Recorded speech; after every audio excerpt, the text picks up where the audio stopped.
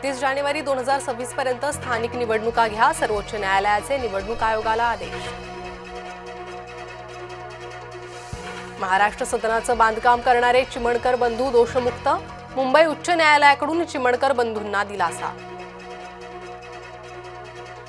पडताळणी करूनच कुणबी प्रमाणपत्र देणार, खोट्या आधारावर कुणबी प्रमाणपत्र मिळणार नाही, ओबीसी उपसमितीच्या बैठकीनंतर मंत्री बावनकुळेंची माहिती।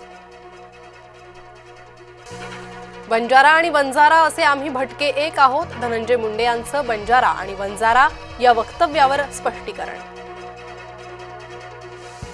अॅनिमेशन उद्योगात महाराष्ट्र अग्रेसर होण्यासाठी 3000 कोटी महाराष्ट्र अॅनिमेशन धोरणाला मंजुरी, राज्य मंत्रिमंडळाचा भविष्यकालीन निर्णय। पंतप्रधान मोदींना शुभेच्छा देताना उद्धव यांची जीभ अडखळली, वाढदिवसाच्या शुभेच्छांच्या वेळीही काढली शिवसेना फुटीची आठवण।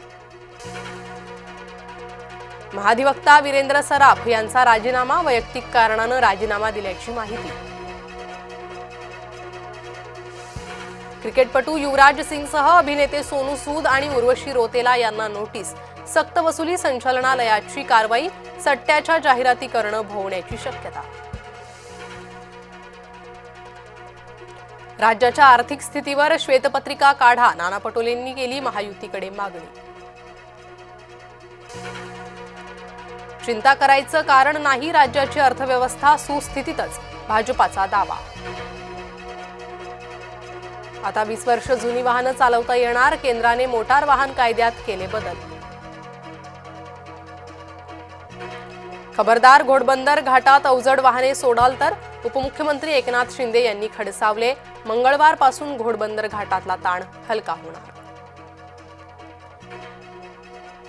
मुंबईची मोनोरेल काही काळासाठी बंद राहणार, मोनोरेलमधील तांत्रिक बिघाड सुधारण्यासाठी निर्णय, MMRDAच्या महासंचालकांची घोषणा। विमानतळाच्या नावाचा वाद पुन्हा चिघळणार, उद्घाटनाची तारीख ठरल्यानं दिबा पाटील समर्थक आक्रमक।